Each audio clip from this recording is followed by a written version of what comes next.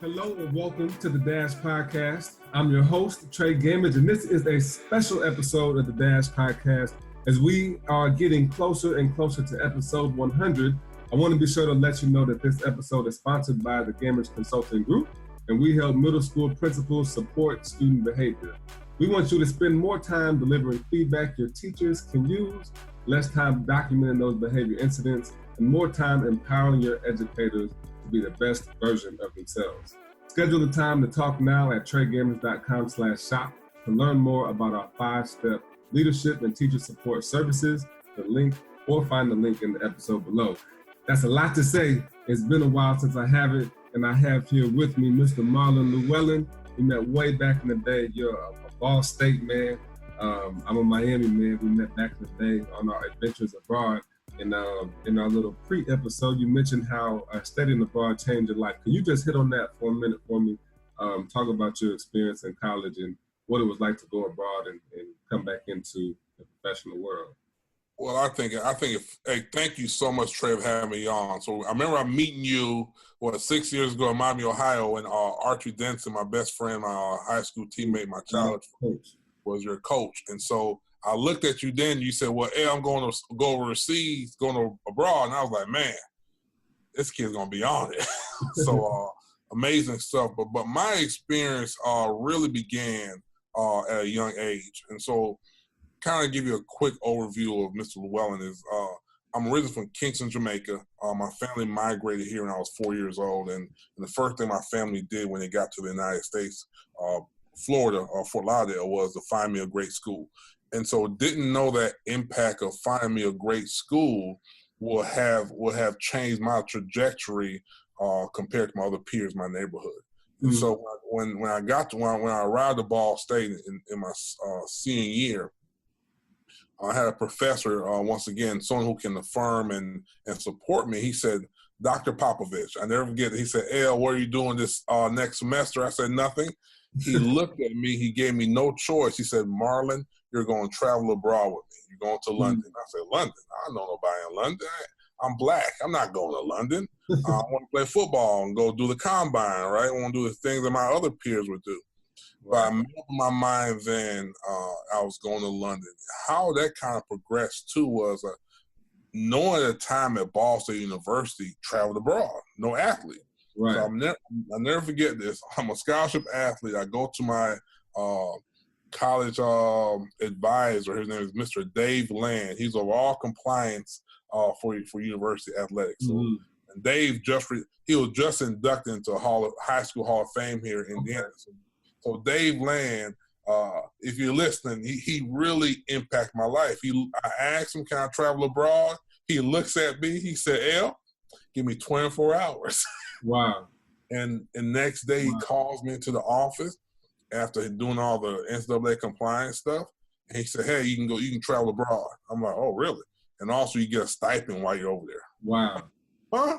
Wow. So he expedited everything for me. I got signed up in January of the fall, January 2000. Yep. And that was your last semester? Last semester, January 2000. When everyone's coming to school, I came a couple weeks early. I got on an airplane, a brand new 777. I'll never forget that. And I flew from Indianapolis to New York, from New York to London Heathrow Airport. And that journey of my life and looking at things differently began once I touched down in London. Wow, that's amazing. I didn't know how similar our stories were. I mean, I remember Coach Benson put us together again. Shout out to Coach Benson, wonderful man. Great coach, wonderful man of God, great father, parent, all-time leading rusher in Notre Dame history, all that. I remember he put us together for that reason, but I didn't realize it was your last semester too, man. I know I was, and that's a cool thing, and we'll continue, but how supportive the administration was. You know, I was thinking that I was nervous to tell my coaches that I was going to tell anybody that I was going abroad. Like, no, I'm not coming back for my 5th year. I'm about to go abroad and leave the scholarship on the table. But they were really supportive as well. I kept mine quiet for a while. It was after my junior season. I said, man, let me see what's going on. So I had it set up a year in advance to have the option my last year, and ended up making that decision ultimately. But I agree, man. We were in Luxembourg and got to travel a new country every weekend. It was just amazing. It made the world absolutely flat. Is what I said, and I think that is a good segue because coming back, when I did come back, I graduated in May, moved to South Carolina in July, and I've been in this rural community since I got back. And what's amazing to me, what I learned about being abroad, is that you can be anywhere and have a life-changing experience. So while I'm in this rural area in the South, and seeing opportunities to work with different schools and to just support the education system, which is failing in a lot of ways, I see how difficult it can be to recruit and retain teachers that are talented in this area. That's a specialty of yours. Can you talk about recruiting in education and in particular Black recruitment in education? Because only 2% of Black educators are Black males, I believe. As I reflect on like my journey as an educator, that's my journey through life. I really believe I've been blessed to be a recruiter, right? I love just connecting the dots and bringing people together. I can remember as early as Little League football when we were trying to recruit other Black athletes in my neighborhood to play football, and we will literally go to whether the barbershop, the basketball court, and I'm trying to get my top 5 to come play with me because I know, man, if I get these killers in the neighborhood come play on my football team, it's a wrap. And so I think I always had a knack of connecting people and sharing a vision. And so and once again, I just started reflecting on this over the past couple of weeks, but it comes down to this, Trey. It comes down to having authentic relationships, right? What you see, what you get with me. And from this, I kind of create like a mission statement for myself. My mission statement is very clear. I tell people this all the time. I said, I'm a educational entrepreneur with a servant leader heart who believes I don't have to trample on anyone else to get to where God has ordained me to be. And so as I continue through this process, one thing that makes me really good in this role as just an educator is I'm very authentic, I have empathy, and I love building solid relationships with people. And so if you can paint a picture of someone's success, if you can paint a picture of someone's trajectory in their life, it changes their life and their purview on things because you can then follow up with real experiences from your life of how you got to where you've been. And so that makes me, I guess, unique in this role because I've been blessed to work as a teacher assistant, as a teacher, as a dean, as a behavioral specialist, as an assistant principal academics, assistant principal culture, and as a fellow, as a print. I've kind of went through all the gamut, which also gives me credibility. So I'm recruiting someone, they kind of know the trajectory and the path they can take. So that's kind of the role I kind of take with them. Yeah. That's real. What's it? There's a teacher shortage, right? Do you see the same thing? Well, that's what we hear. Is that the world is short, or the country is short 60,000 teachers or something like that. In your experience as a recruiter, do you see a teacher shortage? Are we looking in the wrong places? How do we get these classrooms filled?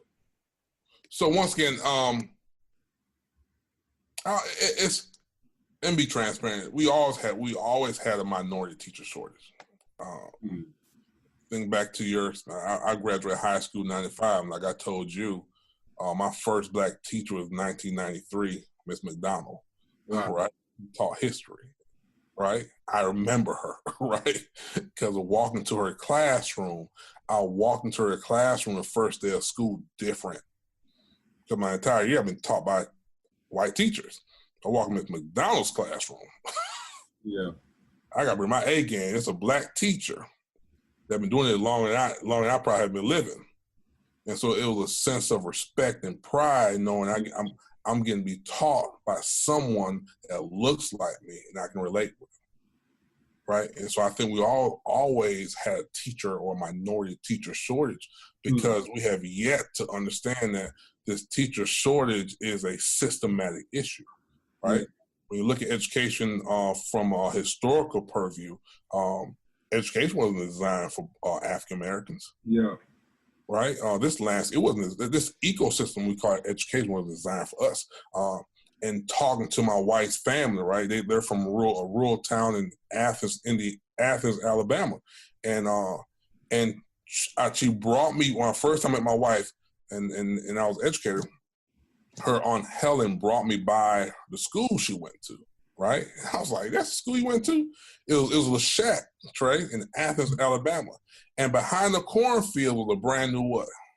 All white high school. Yeah. And every time I go to Athens and go visit, we'll be back down there in July. I always drive by that school to see the shack where Helen and her other 8 siblings went to, who are all now super professionals, super successful, right? And to peer through the cornfields, right? And to see this brand new shiny high school that wasn't integrated until the early 80s. Yeah. Right? And so when we talk about teacher shortage and retention of teachers and recruitment of teachers, I think we always had a shortage. Yeah. I think now with the landscape shifting, now we have all this data out, the data we already knew was there. Now people are being more intentional how you recruit and retain educators and leaders of color. So I think we all had shortage because it's a systematic issue. So you have to take a systematic approach to a systematic issue. And so that's a lot of work that I'm doing now with our contractual education partners, and also with my nonprofit To Lead, is looking at the issue and saying it's a systematic issue, but we need systematic solutions. Yeah. So in your like day to day or month to month, however the process works, when you are communicating and interacting with potential educators, do you have a process for talking with minority educators, or is there a full pool? Like it's just a big pool of everybody that you're talking to? And so I've been blessed. And so the company I work for now, contract with now, is Relay Graduate School. Amazing program, right? Out in New York. And so it's a teacher pathway program that identify teachers and put them in a pathway or like a residency program, right? And in the first year, they do like a shadow, and in the second year, they get their classroom. And in the 2 years, they earn a master's degree, and they earn a teacher certification, right? Think about that.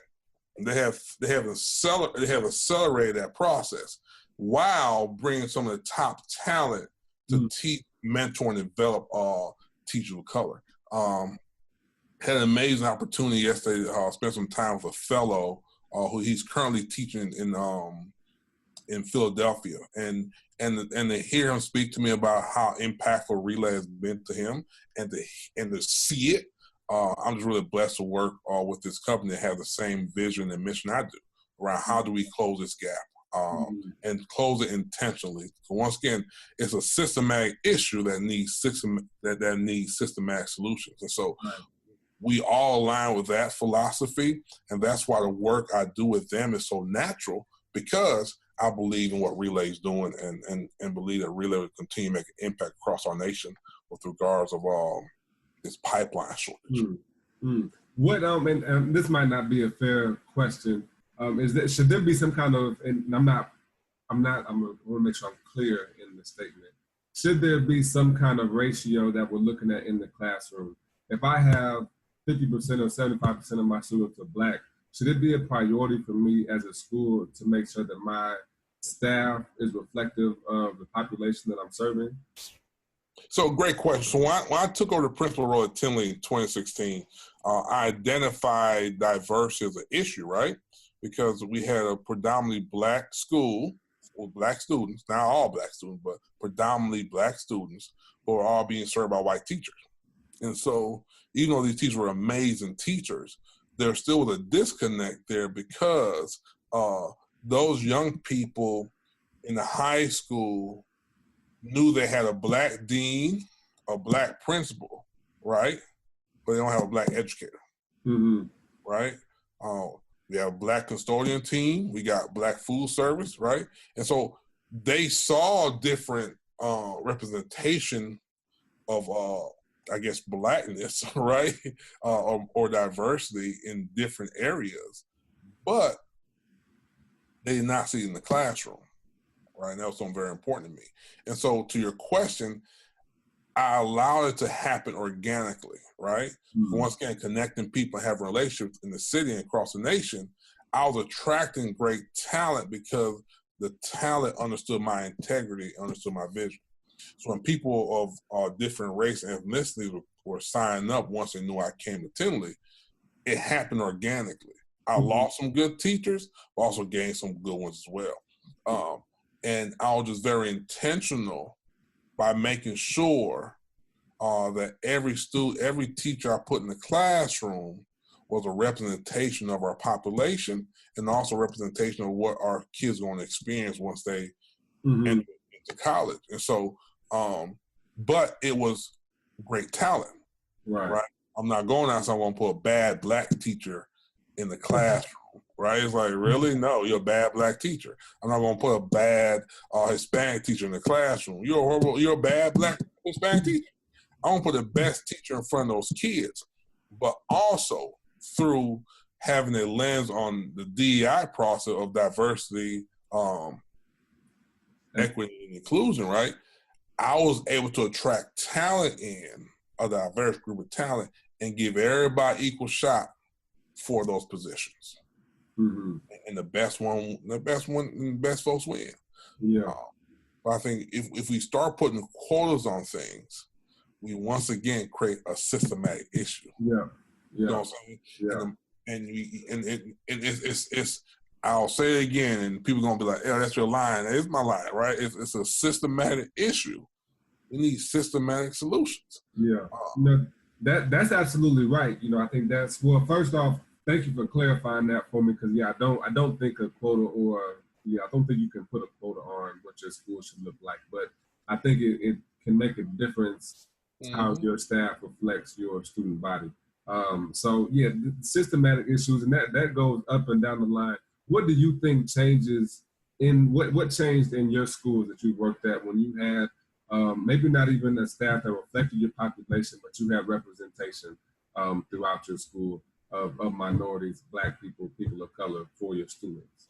I think it's a term we talk about a lot of time. Me and my mentor, we talk about this, is having a like-minded role model everywhere throughout the building. And so the impact for me by having a like-minded role model throughout the building in various levels has looked like increased enrollment, right? You're talking about enrollment being increased by 40-50%.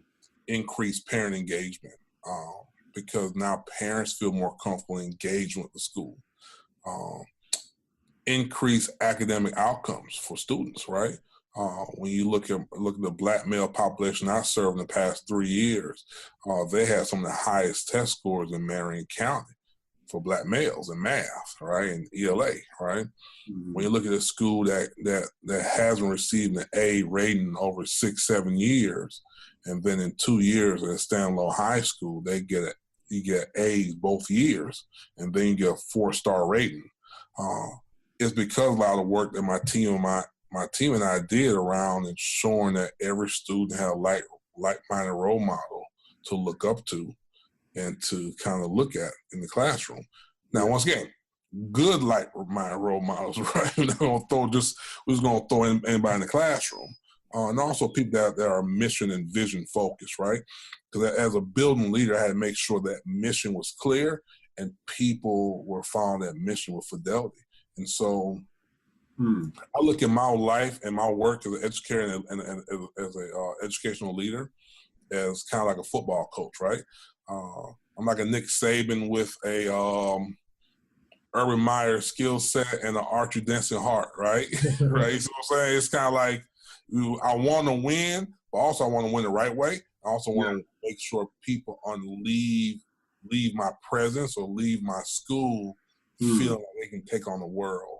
So having that servant leadership mindset while also having that grind and that edge around make sure kids of color get the best education and nobody gonna stop me, right? It's kind of like, look, we're gonna do this for our babies. That lends to a great environment, an environment that all students should have. And so transparency, love, respect, all that good stuff goes into it, but just being very intentional and having a clear focus of how you're going to support students of color to be successful long before they graduate high school. So, right. No, that's real. I love serving leadership with the grind. You might have to put that on the T-shirt, man. I might, man. It's real. Like I look at all the time. I look at being a football player. You and I, right? Yeah. That is our first example of leadership, right? Because our day started. I know I was in college. My day started every day at 5:30. Like I gotta go lift weights at 6, have breakfast at 8, be in class by 10:30, being filmed by 1. Right, my day was very scripted. But I just learned so much from those coaches. I learned so from Coach Lynch. I learned so much from Coach Dwayne. I learned so much from Coach Bart. I learned so much from my peers, Archery, my other friends I play football with. I learned you're right. It's serving leadership with the grind. We're not gonna step on nobody. We're not gonna hurt nobody. We're gonna do it the right way and make sure God gets the honor and the glory in the process, and make sure our impact is felt not only on a local level, but on a national level. So I think you're right. It is serving leadership with a grind. Yeah. You can still grind without hurting people. You see what I'm saying? I think I made a post one day. I said, don't make bad people stop making you from being a good person, right? And that's deep, right? We experience so much stuff through our careers, and people tell me all the time, like, hey, you don't stop, do you? I said, nah, for what? I pray for you, keep moving. So I think you're all right. We might have something here. You might call this podcast "Serving Leadership with the Grind." Look, you read my mind. You read my mind, and I feel like you're wrapping the episode up for me because we are running out of time, Marlon. Look, you're definitely going to be with the grind. That's it. Yeah, you're definitely going to be a guest that's going to be back on the show. Tell the audience, anybody listening, where they can find you at. Well, you can find me definitely on LinkedIn because I'm now a Facebook person. Facebook to me is like a trash can on fire. There's a lot going on.